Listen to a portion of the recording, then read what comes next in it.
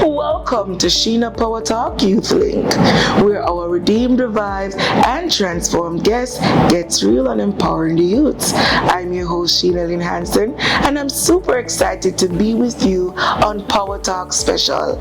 Today I have a beautiful, shape good, voluptuous woman with a beautiful story of hope here for you, and I want you to get your aunties, your uncles, your sisters, and your brothers and let them know that Dr. IVANAH Thomas CARR is in the building with us, and she's going to share her victory story, and you need to hear it. So go and call crowd, get at the boys and get at the girls. Stay tuned, we'll be right back.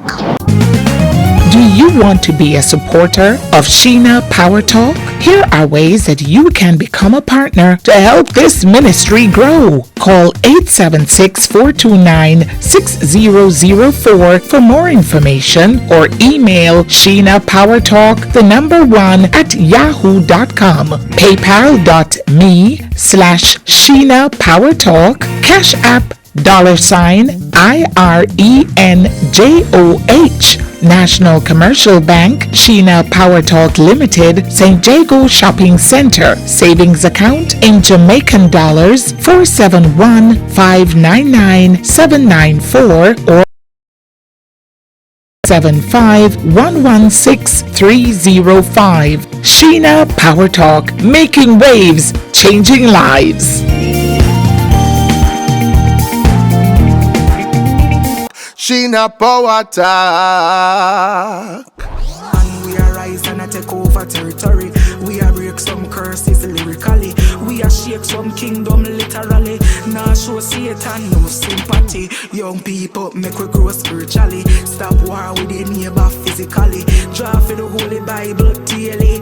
Humble a God feet like baby. Tired to see family in a cemetery. Youths them need guidance mentally. Stop abuse young girls sexually. We need Yeshua in the industry. Satan a try rob you of your destiny. Young girl, keep your identity.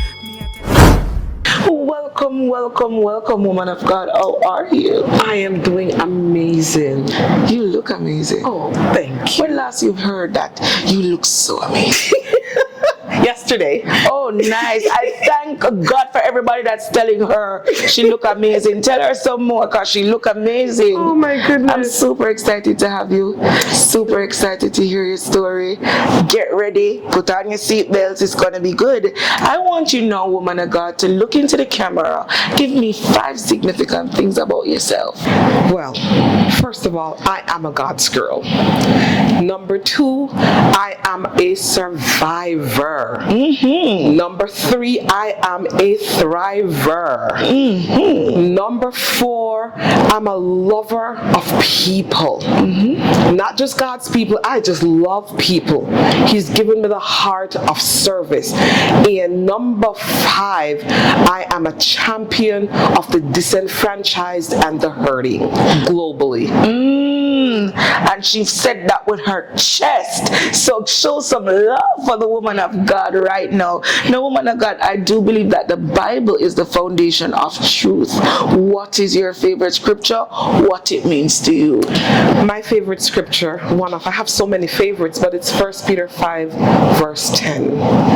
After you have suffered a while, yes, ma'am, God is going to establish you. He is going to make things be perfect towards you. He is going to settle you. And like I always like to say, when he settles you, can nobody move you. When he establishes you and set you up, can nobody pull you down. I absolutely love it because I have been through a lot of struggles in my life. Yes. A whole lot of struggles, which you will hear. Yes. But he's been absolutely faithful for me. And so now I am proving this very verse, that it is through struggles, it is through pain It is through the suffering that we're able to rise and triumph over our circumstances. And when we cross over, we can indeed look back, not patting ourselves on the shoulder, but say, God, we gotta look up. It is you, only you, who could have brought me through. Nobody else but you, Lord. I love it. Yes. I appreciate the scripture that it shows. After you have suffered for a while, then the Lord will establish you, He will strengthen you, He will qualify you, He will confirm you, and He will settle you. Absolutely. Oh my God, I love that scripture. Yes. I know you have a powerful story. One that is like, oh my God, God has come through for you. Tell us a little bit about your background. So, I was raised in Maypen, Clarendon, and my father died in 1983. I was 15 years old, October 1983. My mom was overseas, 5 children. I'm the oldest one. I was 4th form in Glenmuir High School at the time. So after my father passed away, the decision was made for us to go to the country in Manchester to live with Auntie. And so that Christmas Eve, winding down from first semester at Glenmuir, preparing now to start Manchester High School, that Christmas Eve, I was violently assaulted. I was raped at knife point. Oh my God. 3 months after my father passed away. After the situation? After my dad died, at 15 years old, I was raped at knife point. Now, to put it in context, my father was one of those really good fathers. My dad taught me how to cook, clean properly. I mean, he was like my hero, honestly. I remember when I passed my common entrance exam, my father was so excited. He walked and, just tell everybody I got a whole patty and cocoa bread and a champagne soda off of myself for the first time. Yes, he was so excited.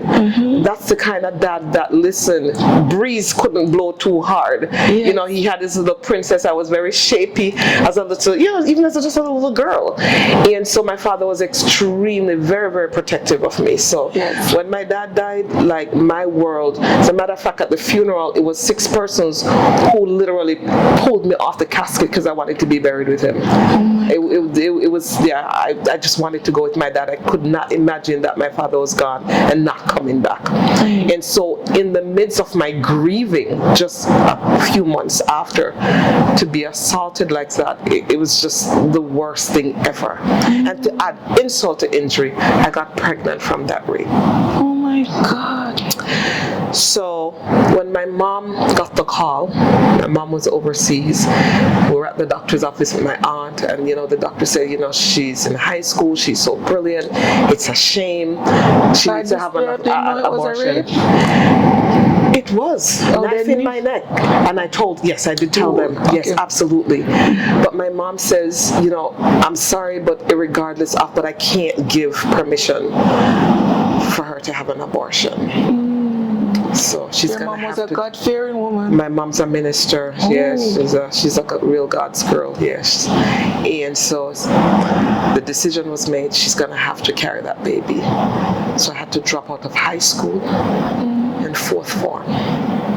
Thought my life was over, completely over. How did you even manage? I really need to hear more, because with such a traumatic experience, then having a whole baby by your abuser, it's they say a lot of time rape happens by someone that you do know or you're familiar with, and this was actually an acquaintance. Knife in my neck, my favorite dress that my grandma had sent for me. I'll never forget, long flowing down to my ankles. I didn't have on like skimpy stuff or anything, flowing down to my ankle, nice, gorgeous dress. I mean, I'm 56 years old now, and it was 15, and I still remember like it was yesterday. Thank God though for his mercies, because the pain, and I can share and talk about it now because the Lord has healed my heart and taken away the sting of that. But back then, literally, I wanted to die. I honestly wanted to die. And then you hear all these stories about if you run and stuff like that, how you'll have a miscarriage and you'll lose it. I got up every day running like Usain Bolt or Shelley. Nothing was happening. I purposely flung myself on the floor. floor, on the ground, and nothing was happening. That baby was staying. And so when I, my belly was growing and felt this thing moving inside of me, I'm like, as a child, it was just so traumatic. It really, really was extremely traumatic. I missed all my friends from school. I'm sure everybody must have been wondering what was going on. I just disappeared. Do you know, I never saw them again until 40 years later at a reunion a couple of years ago. Oh my. And everybody was like wondering, and I had to share my story. What happened? You just disappeared. You were never at graduation. What happened? So that's what happened to me. It was extremely difficult. And then, as a matter of fact, it's September 3rd. So tomorrow, it's 40 years. Oh my. This time, yes, about 40 years ago, I was in labor already. Yes. And I was just walking and I felt this sharp pain. And I'm like, what is this? You don't know anything about labor. You're in the country. Nobody talks to you. Nobody explains. You don't know anything. And so, I kept feeling these pains, like, every 10 minutes I'm stooping down, holding on to my belly and like, what's going on? So finally, I got to my aunt and I said, she's like, well, it's time. The baby's coming. I'm like, what? So anyways, we got to the hospital, and after several hours of grueling, excruciating pain, this baby boy arrived. Honestly, it was extremely difficult. I didn't want to look at the baby. I didn't want to touch the baby. I just couldn't bring myself to it. And I remember on the third day, one of the nurses came to me. She says, Mother, it's your baby. You have to hold him. You have to feed him. And I think that kicked in reality, like, yeah, this is really real. And then I was very sick, so they were taking care of him for the first couple of days because my blood pressure was through the roof. Oh my. So they were taking care of him. So on that third day when she came and said, it's your baby, you have to hold him and you have to feed him. I'll never forget that. She's like, you're going to be okay, but you got to get through this. I never will forget her. I don't even remember her name, but I will never forget her words of encouragement. Yes. And that's when it sunk in for me after day 3. But it took a few more years before I was really able, the love could be generated and that real interaction mother to child. It was extremely difficult. Very, very difficult. So you went home with this baby after it was even difficult to feed the baby. What was that like now, growing into just loving him? It was extreme. It was very traumatic because it's like you keep reliving the experience that got you here in the first place. Yeah. And then, but I tell you, God bless my aunt. She was so super supportive. She really was. She would, take him, bathe him a lot of time, and take care of him, because I think psychologically it was just very, very difficult for me to deal with the whole thing. Mentally it was very, very difficult. How often were you breaking down? Listen, I think I cried like almost every night, and then I was missing school because I was a little brightish, not a lot, but a little bit, and so competitive in school, and I was missing school, missing my friends, and everybody's moving on, and here I am with a baby. And I'm like, I don't know what my life is going to be like. I have no idea. At what point did you look at the baby and say, you know what, this is not his fault? Oh, that didn't come until like 6 years later. Oh, wow. That's what I'm telling you. It took years. I promise you, it took a long time. Literally, it took a long time, a lot of counseling. I was able, by the grace of God, my mom did file for me, so we were able to migrate to the U.S. And going there, I was able to meet some real God people that really rallied around me, encouraged me. I got counseling. I was able to get back up on my feet, started going back to school. But it didn't come until about 6 years later, because I was still just walking around with this hurt and all this pain and resentment and all of this stuff. It literally took years. So let me ask you something, woman of God. Were you saved within this time frame when you were raped and having the baby? Yes, I actually got baptized at 12 years old, 1 week before I started high school in 1980. So I've been baptized now for 44 years. Whoa. Yes. So Yeah, 1980. Well, thank you. And so as a young Christian, you're really conflicted as well, because how could God allow this to happen? Yes. You know, what did I do to deserve this? I wasn't out there running around, and you know, how could this happen to somebody who was saved? Yes. And I'm sure you've heard the saying, when bad things happen to good people. Yes. And I'm like, why me? So for a long time, my faith in God as well was just really, you know, I was really questioning that. That was hard. Yeah. That was very, very, very difficult. Very difficult. Oh my God. Oh my God. So, you were mad at God? I just had a lot of questions. I couldn't understand it. I couldn't wrap my young mind around that. I can now, but back then I just couldn't. So you were raised with proper Christian values? Oh yeah. Oh gosh, my mom was a minister. Yes. Oh yeah. How did your family, you know, take that situation that happened? How did they respond to it? So my aunt was the one that was here in Jamaica that was taking care of all of us. She was extremely, extremely supportive. I have to give it up to her. When I got to the U.S. now, okay, so my aunt here, my mom knew, but my aunts and my uncles overseas, they didn't know. They didn't, because you know, people like to keep everything hush hush. So when I got there, oh my God, I was in for the time of my life. So I was ostracized, and they're like, oh, she was just in Jamaica running around, and these are the things that happened to those schoolgirls down there, and that kind of stuff. And so I really did not get a lot of support. So at 16, had the baby, and you know, getting to the US before I was 17 actually. Started working at a vegetable fruit stand, packing out vegetables, lifting up these heavy boxes every morning from 7 a.m. to 3 p.m. So I'd pack out the whole store with fruits and vegetables, making $3.25 an hour. And then, yes, $3.25 an hour. That was way back when, in the 80s, yes. Oh, so that was good money? Yeah, well, I mean, it was enough to, you know, buy feeding and Pampers. It wasn't a lot of money, so but you were the ones you had to care for the child. And so out of that, now I had to pay one of my cousins, you know, to watch the baby while I was at work and stuff. And, you know, of course, I had to get up early, make his porridge, and all of that. That didn't really get a lot of support. But I'm going to tell you what, those days, brewed strength. Yes.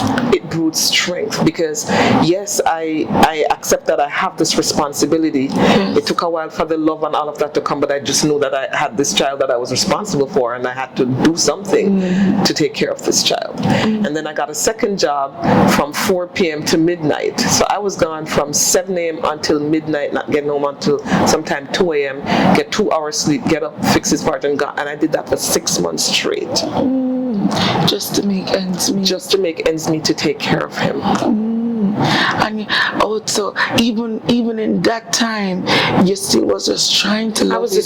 just trying. I knew I had the responsibility, and I just had to do whatever it is that I could. And nobody was, you know, they're not going to be supporting him, so I had to do it. So even in that time, tell me how you insert back your relationship with God, even in that time.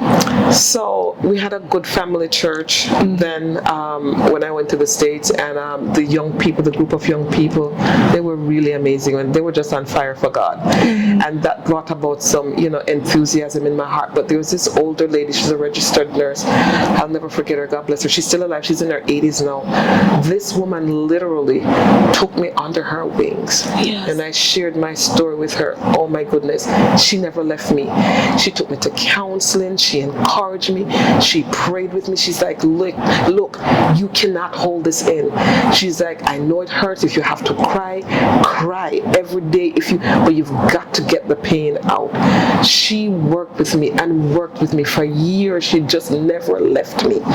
And then, you know, okay, what do you want to do? I'm saying, well, can I get back in school? And they told me about this thing that is called the GED in the US, which is the high school diploma equivalent. Yeah. And so I was able to get the information, challenged the GED, passed it with flying colors, and guess guess what? I was able to get into university. So I went into university and studied nursing. So by the time I was 20, I became a registered nurse. And of course, some money started to come in, and life started to look a little bit different, but I was still working through the emotions. And what I used to do, now I'm thinking about it, I would buy a lot of stuff for him, like all the clothes. By the way, my mom took him back to Jamaica when I started school, so he was not with me.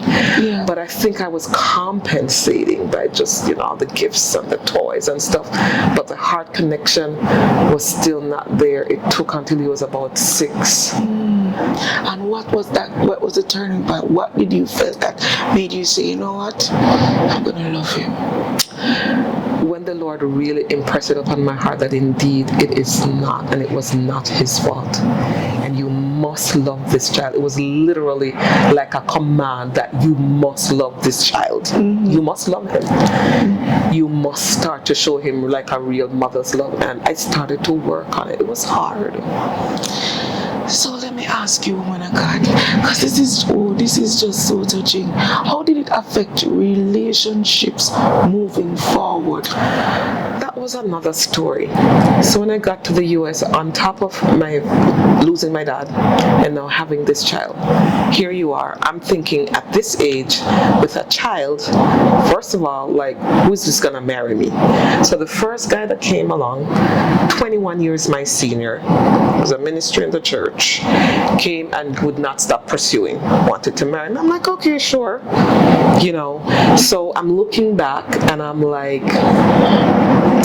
in hindsight, I was looking for a father figure. Like, honestly, that was an absolute disaster, because he did not treat, so I had 2 other sons after that. He did not treat my son like he was his child at all. He made it known to him that I am not your father. And the difference was so clear. And that hurt me a lot as well. And it impacted the relationship. And of course, even getting involved in a relationship was very hard, because you're so cagey, you remember your horrible experience, and you're just like, it's very hard to open up and to relax and to just let someone have their way with you. That literally took many years in that department, because the trauma, I just kept reliving that, and it just took years to literally come into being and to like, okay, you can relax and be. It took a very long time. So let me ask you, doctor, did you get therapy? I did get counseling. I did go through lots of counseling. That's why I tell people, by the word of the Lord said, in the multitude of counselors there is safety. It was a lot of counseling. So you're saying you think therapy is important for persons that have gone through these traumatic experience? Absolutely. Because a lot of the times, if you don't deal with the issues, you carry that baggage for a lifetime, and it spills over in every area of your life. Yes. And my son wanted me to share my story. We have the most amazing relationship now, by the way. Wow. What? Oh my God. And let me just put this in there. Now, I told him, I said, you know what? It was the most difficult thing I had to do. But I would walk this journey again just to be your mother. Every time I say that, I start to choke up, because it's so true.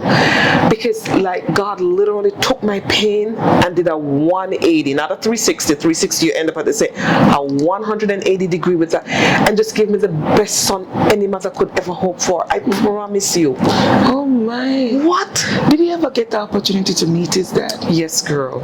Tell me about that. Oh my goodness. So when he was 12 years old, he an argument with my husband then, and I came home from work and he was very upset, and he said, Mom, I need to talk to you. So I said, okay, what's going on? We're in New York at the time. He says, Mom, who's my dad? Where's my dad?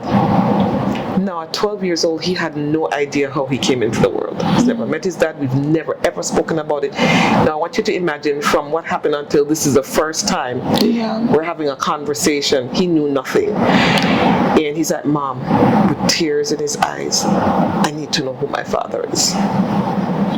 So I said, okay, sweetie, we'll talk about it. Just give mom some time. We'll talk about it. I had to take a few days and get myself together mentally, like, okay, how will I give him a proper answer? Yeah. What am I going to do? So I came up with what I'm thinking that was a brilliant idea at the time. Yeah. Having no clue, I don't know where in the world he is, I don't know anything. Yeah. So I said, you know what, let's go to Jamaica. Let's take a trip and let's go to Jamaica and see if we can find him. I booked a ticket from New York, my son. We flew to Jamaica, having no clue where I was going. Got to Maypen, took a taxi, and knew his name, so started asking around. Guys like, yeah man, I remember that name. And his mother, yeah, we can take you to the house. I'm like, imagine, listen, that ride all the way to, where I was going at, I don't even know or remember. Listen, I just kept looking out the window. I just kept praying. I'm like, God, please. Because I feel like my world was just like crashing. Yeah. Mm-hmm. Crashing, because you get to a point where like, all right, you're okay. Start to loving him. We're interacting. We're good. And all of a sudden, the dreaded question comes up. And I don't think you was ready for that question. No, I thought it was just one of those things, that question I would never get. I just, you just think 12, you just know that this guy is not his father, but oh well, it is just what it is. No. So we pulled up at this house, and I see this older gentleman and this old lady on the veranda. And while, I saw them on the veranda and I'm sitting in the car, and the driver is like, this is it. And literally when I look at the father, I literally saw the man. I saw him. He looked like the spitting image of his dad. So we got out of the car, my legs feeling like they were just buckling underneath me. My son got out and we approached, and the mom stood up and she's like, hi. And she's like, what a little boy look like? So I introduced myself and I said, this is his son. She's like, really? I never know nothing about this. Do you know he left Jamaica almost 12 years ago? So apparently, after everything, he went to Canada right after that. So people, because persons knew. He was living in Canada now, married and have children. So the mother said, let me give you his number. So we got the number and left. Yes. Spent one more day, just went back to the airport, headed back to New York. I promise you, it took months before I made the call. I'm not even kidding. So what did you say to your son by that time? So, grandparents, he's never seen them again since, by the way. Grandparents. But I'm sure they had called him and told him that I came with this little boy, so I know he was preparing for the call. So, a few months, praying, getting more therapy, how I'm going to handle this one. It's rough. Oh my God. For my finger to actually dial the number. Yeah. Talk about courage. My God. So for my son, I did, because he kept pestering, Mom, when are you going to call? Yeah. I made the call. I didn't say anything. But I think he saw the air quality, but I think he was expecting my call. And he said, hello. And I said, hello. And he's like, please don't say anything. Would you just allow me? He's like, I want to first and foremost apologize. Let me just say, a lot of victims never ever get this. Yes, that's true. He said, I know what I did was wrong. Because I think he was like 22 at the time, if I'm not mistaken. Now I found out his age later, that he was like 22. And I was, 15. It's like, what I did was very, very wrong, and I'm really, really sorry, and I want to apologize. So he went into that. I just bust out bawling. And he's like, can I talk to my son? Yeah. I was like on the floor, like, oh my God. So I'm like, okay, just give me a few minutes. I had to get my composure, because I did this by myself, because I did not want to make the call in front of my son. Yeah. Gathered myself, went and got him from the living room. I'm like, there's someone who wants to say hi. Listen, you should see how joyful this boy was. I think we don't understand how important identity is to children, but it is extremely important. Extremely important. And just before you finish this little part, because it's getting so interested, we're going to take a commercial break and come right back. Please be reminded to like, share, leave a comment, and subscribe. Every time you like the video, you tell YouTube that this is a very interesting program, and YouTube will send it out to different countries and different people, and that's how you get to support me. Sheena Power Talk. Hey Power Gang, remember to get your book on Amazon today. No other day but today. You can get it in Kindle form and you can get it in paperback form. And if you are in Jamaica and you want a copy of this amazing book, The Crown and the Cross, listen to me. Call me at 1-876-429-6004. Listen Power Gang, you must have one of these books. Come on now. Crown and the Cross. Devil must more, we no warrior. We are warrior, glory carrier. We break down any barrier. Spear the goat and any blood can carry a Holy Ghost, one can carry a prayer for the chopper and them dahlia. Stay in a school, Chantal, Brie and Talia. Load the road, Sean, David and Maria. Serve the Lord, that will make life merrier. Welcome back. Here with me is Dr. IVANAH Thomas CARR. Listen, my God, this story is so amazing. I don't think I've heard a story where the victim apologized. I don't think I've ever heard a story where the victim gets an apology. Mm-hmm. Right, where the victim gets an apology. Woman of God, you were saying children's identity is important to them. Tell us a little bit more about the reaction to so listen, that excitement. Mm-hmm. First of all, he was really excited when we were coming to Jamaica as the thought of going on the search. Mm-hmm. But get that phone call, listen, I could not believe it. The excitement. What? Mm-hmm. So they spent a few minutes on the phone talking, and then he hung up. I didn't even want to say bye. They had their conversation. And so he got his father's number, and then they started communicating.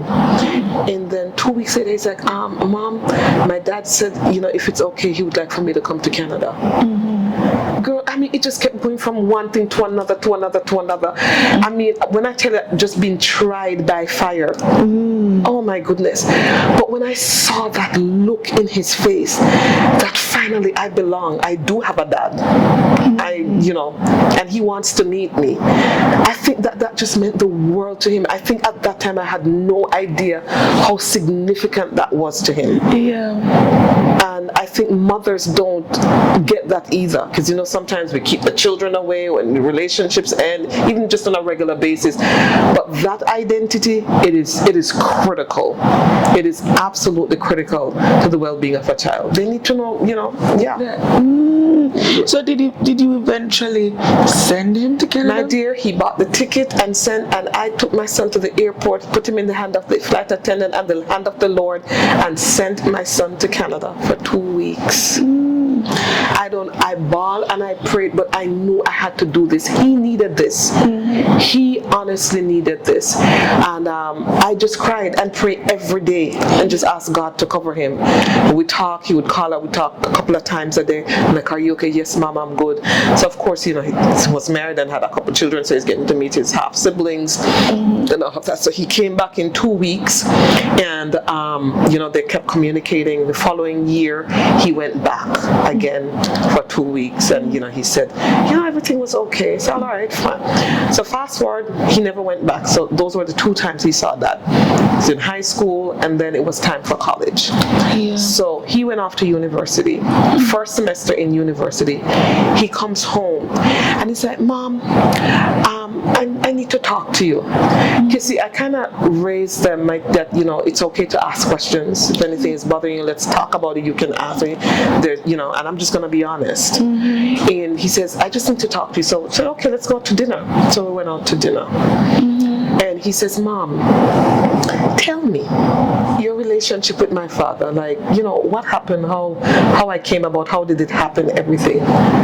Here goes another like bombshell again. When I'm thinking, because he's like, Mom, I don't understand, because I find like these days when I'm calling him, I'm not getting him. Sometimes he promised that, you know, he'll send $100 or something, he doesn't send it, and then when I'm calling, he's not taking my call. Like, you know, he's like, you raised me and provided for me all these years. He didn't do anything, so, you know, I don't understand.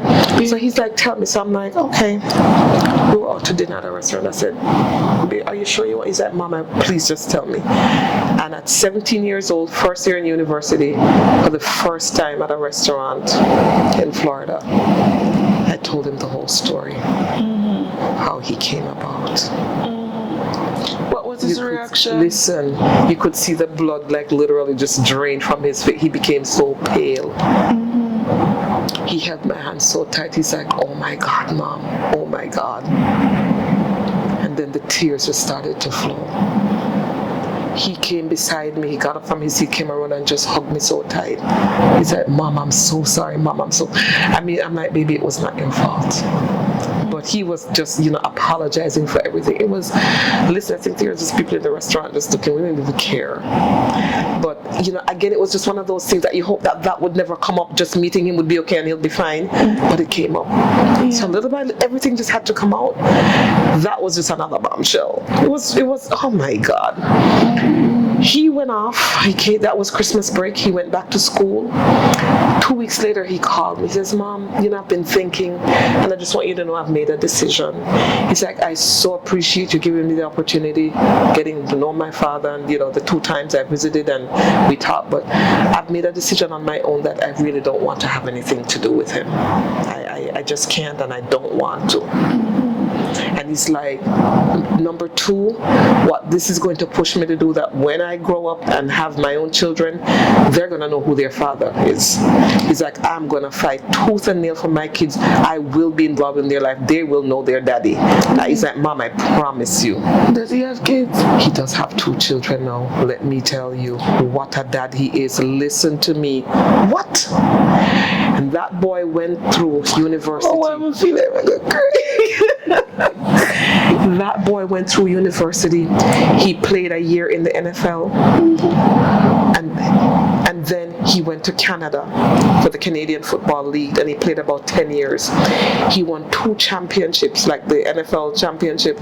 They have them, it's called the Grey Cup in Canada. He won 2 of those. At both games, I was there. The Montreal Alouettes and the BC, British Columbia, the BC Lions. I was at both games. I flew from the city and went. And when they won, you should see the rings. So big, you see those big ginormous rings that they give with all the diamonds. Each one, he says, Mom, this is for you. He says, Mom, you could have done, otherwise I could not even be. Oh my God. It's like you could have chosen to get rid of me, whatever, but it took so much courage for you as a teenager to endure that process and to be a mom and to work and take care of me all my life. Listen, I still have both of the rings. He said, Mom, these are for you. So, girl, let me tell you. So now, 2015, I was in Ghana. I got a call. He's like, Mom, guess what? Somebody reached out on Facebook and said that they're my dad's sister and that my dad is really sick in the hospital and, you know, would I come? So I said, so what are you going to do? I was on a mission trip in Ghana. So I'm like, are you going to? He's like, no, Mom.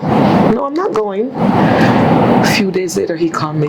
He got another message. The father died. I think like 50 years old or something, lung cancer, something like that. And I said, so are you going to go to the funeral? He's like, Mom, when I said I was done, I was done. I am over that. I have moved on. No, I'm not going. Didn't go. I couldn't believe it. I'm like, babe, I want you to know it is your decision. If you want to go, it's okay. He's like, no, Mom, I'm not going. And he didn't go. He says, God has helped me. I've moved on and I'm good. You know, so Yeah. So he's been, he's a minister right now. He's a minister. Son? He's a minister. Yes, he's a minister. He's an elder in the church. And like as I said, he played professional football for so many years and made me so proud. I went to so many games and just listen. Even when I didn't even understand the American football, listen, I'd be jumping up and down, screaming. Listen, you should see me. Everybody know me. That's Karan's mom. His name is Karan. That's Karan's mom because my mouth is the loudest in the stadium. Oh my God. I mean, like I said, literally God took my pain and did a 180 and just gave me so much joy. That boy has never backtalked me, never been rude, never been disrespectful. He's gonna be 40 tomorrow. Not one day. If I call him, hey mom, what's up? You good? Listen, if you see us now, you think we're like wife and husband. I just left him a couple of weeks ago. I was in Texas with him. But I mean, oh my God. The enemy meant for evil. How God can turn it. God has turned it. I say God is a master turner. That's what I say. He's a master turner. He will turn what was meant to destroy you. He will turn what was meant to just kill you. He will take that thing that was meant to bury you and turn it. What? He's a master turner. And that's why my son says, Mom, I want you to share this story. I want you to be a voice for those who don't have a voice. For women and even men that these have happened to and they can't share. They can't tell. And even a lot of women, once, we've gotten to a certain level in society, we don't want people to know what we've been through, what our experiences have been. And so we kind of sweep it under the rug. But we have a lot of challenges in all areas of our lives because there's a part that is unhealed. There's a part that is not resolved. And every now and then it spills out in your relationship. Even not just, just regular friendships. Even regular friendships is affected. But your intimate relationship, your spiritual walk, it comes out. It really, really does. So I want to encourage somebody today, go ahead, that the journey may seem long and hard. You may not know how you're going to make it out of this absolutely difficult circumstance. But can I tell you that God is, and He's not going anywhere, and He's got you? I promise you, He's got you. You may not know, can I get up out of this and realize my dreams? You absolutely can. And God has a sense of humor. Can I tell you? So I dropped out of high school in 4th form.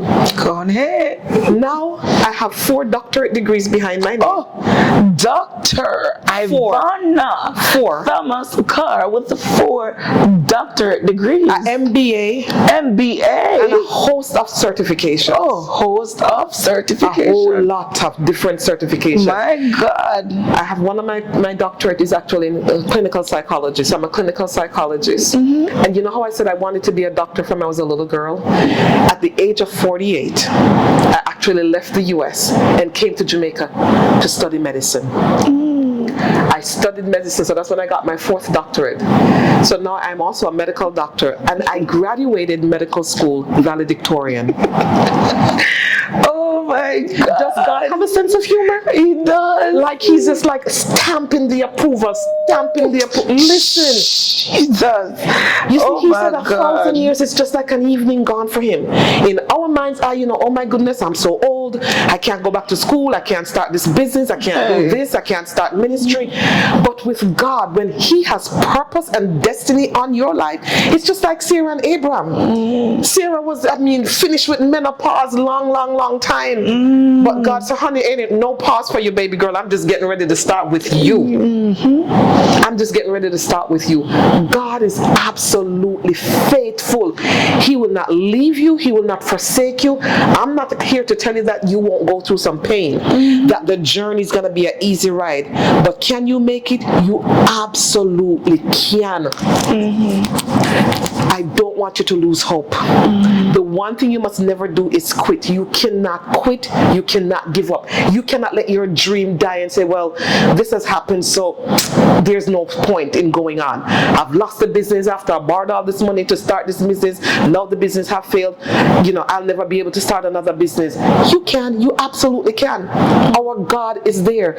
You have these children. You have a failed relationship. Moms with all these kids. The man walked out. He's gone. All these things. And you have all these children. How am I going to manage? You can. You can. You can. God indeed will pick up. He don't even allow you to pick it up. He picks up all those broken pieces and puts them back together. And when he puts them back together, let me tell you, he's the master mender. And he will take you up out of the ashes. He will take you up out of the pit of your pain and make something, such a beautiful tapestry. He can change and transform a life like nobody can. And I am a living testimony. Look at my son. Yes. This child that didn't have a father to support him. He's now a minister. He's a software engineer. Listen. God is good. God is truly amazing. Wow. God is truly amazing. I celebrate with you, woman of God, because there's so much emotions with this story. Because 1 minute you're sad, but the next minute you're just so happy for the victory that she have received from God. It's so amazing. I celebrate with you. But I want to talk about, God is so good. I want to talk about that business that you're doing now. Yeah, so I kept wondering, boy, because everybody was just like, why are you going to do study medicine? You're a registered nurse, you're a clinical psychologist, you have all these things behind you, you're so accomplished. Why? I wasn't even quite sure. I knew I wanted to do it from when I was a little girl, and I knew it was something I absolutely had to do, but now I'm coming into it because now God is showing me the path. So after medical school, well, just a little bit before I finished, something called perimenopause kicked in for me. I was actually in Nigeria, and I just thought the place was just extremely hot. Well, but it was just this overwhelming heat just coming up, and it was like about 4 or 5 of them per hour, like every hour around the clock. I'm like, no, man, this is not normal. So my girlfriend at the time in Nigeria, she's like, come, let's go to the health food store. Maybe you're going through that time of life. Let's go get some black cohosh and evening primrose oil. And so we went to this health food store in Warri in Nigeria, and we got listen, no relief. I said, Lord have mercy, what is this? This thing almost took me out. I had a horrible experience. I was actually in the operating theater. It was actually 2 doctors of us doing a surgery. And listen, thank God we were literally almost at the end. Operating rooms are very cold, freezing cold. And so we had finished up. We were just suturing the skin, just the last bit, closing up the surgery. And I felt a hot flash. It was so severe coming on. And I said to the doctor, I said, Doc, I feel like I'm going to pass out. She said, what? Before she could just, finish exclaiming like what, the anesthesiologist just quickly stepped behind me. I was going to the ground. She literally caught me. They had to bring a wheelchair in to wheel me out, take me to the emergency. It was horrible. That experience, I'm like, I got home and the Lord says, you're trying to figure out what area you should be specializing in. The thing that has plagued you the most is what you need to go find a solution for. That thing, so it got so bad, I literally had gone on Amazon, and everything they had on there for perimenopause, menopause, I ordered several bottles. I'm like, one must work. To my dismay, none worked. I went to the US, and against my better judgment, I know about hormone replacement therapy and the dangers of that. Come from anything what we call getting blood clots. You have dangers of strokes, dangers of heart attacks, and breast cancer, and even uterine cancer from taking hormone replacement therapy. Because what happens is that a lot of women, even from you in your mid-30s, there starts to be a shift. The normal age is around 40, but it can happen, and it does happen for a lot of women earlier, where there starts to be a hormonal imbalance, where your estrogen levels start to decrease, start getting erratic, your periods start to change. So if you have like a regular 28-day cycle, it starts dropping to like coming out every 27 days, every 26 days, every 25, every 24. So it start getting closer and closer. And then a lot of times it comes very, very, very heavy. And so that's, you know, with the erratic shift in your hormone. So there's a huge hormonal imbalance. Then you're stressed out. And then there's one hormone that's called your cortisol. So your cortisol level goes up. And then you start getting a nice little pouch around your belly and something like, I'm doing all these sit-ups and I'm exercising. So the stress is adding to that, and that hormone is high, leading to the increased abdominal fat, and just a lot of things just going haywire in your system. And so the two major symptoms, it's over 39 symptoms that you can get from this in perimenopause, like seriously. So for some women it can be the hot flashes where you just feel this overwhelming heat, and for me it was so bad that you had like just globs of sweat, just literally my clothes just wet. So it wasn't just like I normally just feel flushed, it was like big, so I couldn't go anywhere without a rag in my hand to like wipe sweat. It was, and this I had like at least 4 every hour around the clock. At night it was horrible, no sleep, you're comfortable under the AC, you wake up drenched, you have to change. It was a constant all night and during the day, so I was tired all the time. So I decided to try hormone replacement therapy, even though I knew the side effects, because I was so desperate. I'm like, let me see if I can get some relief. A couple months in, I was not getting any relief. And then my breast started to feel tingly. I'm like, oh no. So I immediately stopped. Immediately. Yeah. I'm like, we're not going down this path. And then that's when I started to dig into some real, very serious research. So one of the other major symptoms is what we call the mood symptoms. So under the mood symptoms, women become very irritable, very moody. You don't even know why you're angry and upset or get so, you know, so rash, so upset so easily, sometimes for no good reason. Sometimes you're just, you know, easy to cry. So there's those mood spells. They get what we call brain fog, so forget easily sometimes. The other one, sometimes they have a decreased desire for sex. The other one is that you know, you just start to feel just real irritable all the time. You're not sleeping well at night, so it's something that we call insomnia, and then sweating a lot at night. So you have the insomnia where you're not sleeping well at night, you're sweating, the brain fog, not remembering, you get easily upset, the mood swings and all of that decrease what we call libido or decreased desire for sex. So that's the most bothersome one, that mood spectrum, because it really destroys a lot of relationships. And then the men have no idea what's going on. They just know that this woman that they love and whatever is just going crazy on them and just changing. And a lot of times the women don't even know that it, because it's like, okay, I'm 38, I'm 39, I could never be going through perimenopause. Yes, you are. Yes, you are. And it's something I think psychologically or mentally as females, we don't want to address the issue because it means that, oh my God, I'm getting older, I'm changing. We don't want to have any conversations, we don't want to talk about it. But I heard Halle Berry in the US went up to Congress and just blowing this thing up that, listen, I'm in menopause and we need to be allocating funds so that there can be more studies and women can get the care that they need. It's extremely important. So the Lord helped me with all my research, got a team of scientists, biochemists, and pharmacists to come up with an amazing formula, 2 products, one for the hot flashes and one for the mood spectrum, for the mood symptoms. And I was actually on CVM last week with one of the young ladies that's been taking it, and I mean, oh my goodness, just doing so well. And these are all natural, plant-based, with science, evidence from science that, you know what, these things do work. When I did the science for the black cohosh and the evening primrose, the science is not there to support them. But the other stuff that I have in these 2 products, the science is there to back them, and I'm telling you what a difference. Like, I could not have been sitting here for an hour, you don't see me like dripping wet. That was just impossible. Impossible. So it's all natural, plant-based, and women are searching for that, because what are the other options? Hormone replacement therapy, sometimes a blood pressure medication that's called clonidine, and then one of the things that we prescribe here in Jamaica a lot is an antidepressant to help with the side effects, help with the hot flashes and some of the mood symptoms. But the side effects, that's a whole other story. So for me, the way to go is to do something natural. And again, it's not only just that, that's just one aspect of it though. There's many other aspects. So the name of the company is No no pause. And yes, the Lord gave that one to me. NOPAUSE. No pause. We don't got time to pause. We're on the best journey now of our lives as we mature. Like seriously, it's not even about getting older. We've gained so much experience, and we're just like doing our thing. We ain't got time to pause.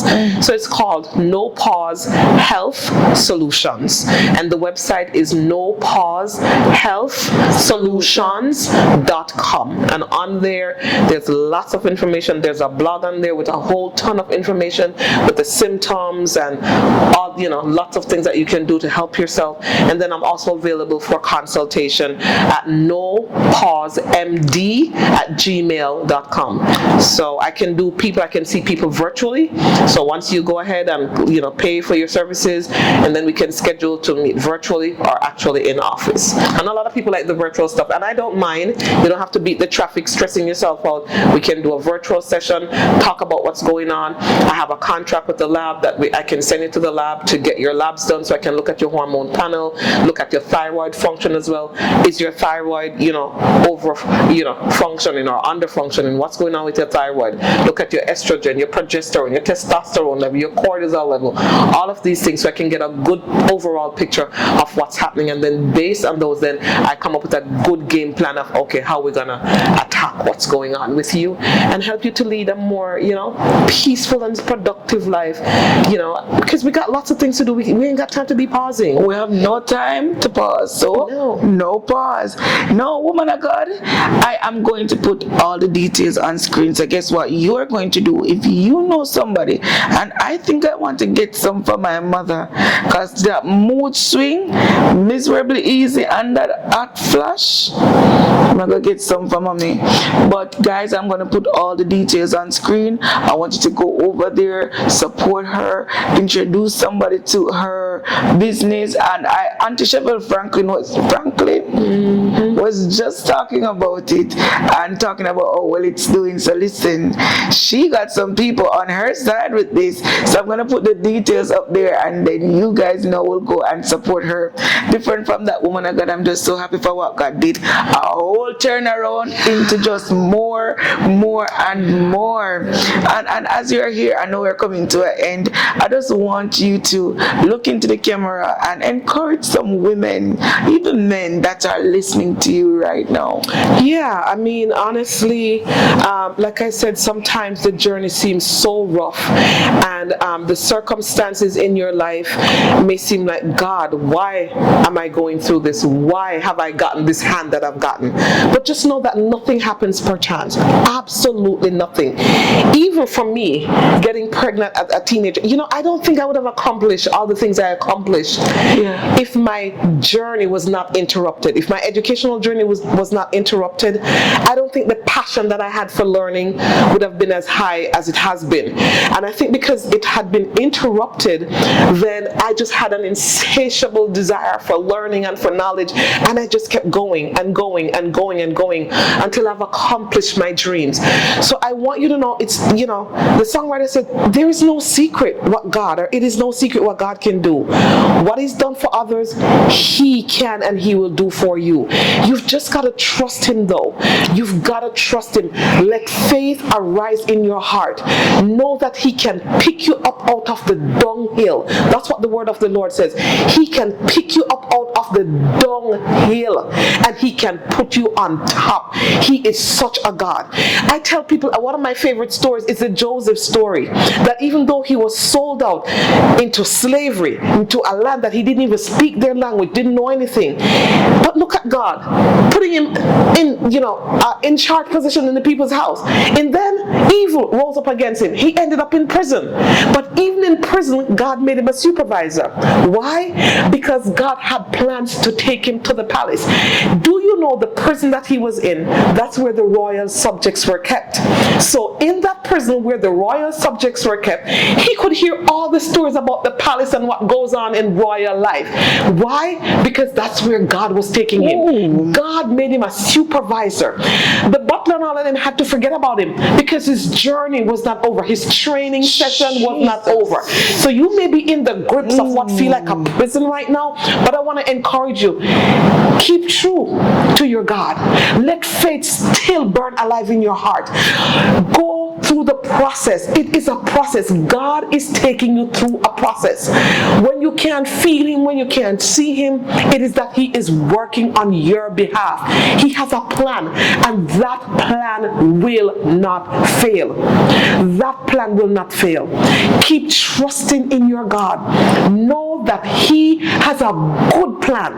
He's a good Father. What? I lost my earthly father, but my heavenly Father made it His business to take good care of me. He's a good daddy.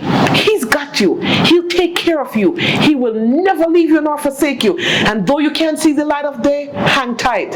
It's coming. When you least expect it, like Joseph, they're gonna come. Hey, breakthroughs. It's just happening. It's just happening. It's gonna happen for you. Don't give up. Don't you dare quit, and don't you dare give up. Amen. Thank you, woman of God. God bless you. Ooh, God my bless you. God. Ooh, Keep going. Jesus. Keep going. My God. Keep going. Thank Keep you. going. It seems like there's no way out now, but God, the mighty way maker, the mighty turner, He will turn it and He will make a way. Yes, He will. Oh my God. I don't know, but the woman of God, there was just so much power. This was Dr. IVANAH Thomas CARR. I'm going to put all her details up, social media and everything. I want you to go follow her and get to know more about her. This was amazing. I appreciate you, woman of God. Thank you so God bless you. Bless you all and your family. Sheena Power Talk. Hey Power Gang, remember to get your book on Amazon today. No other day but today. You can get it in Kindle form and you can get it in paperback form. And if you are in Jamaica and you want a copy of this amazing book, The Crown and the Cross, listen to me. Call me at 1-876-429-6004. Listen Power Gang, you must have one of these books. Come on now. Crown and the Cross.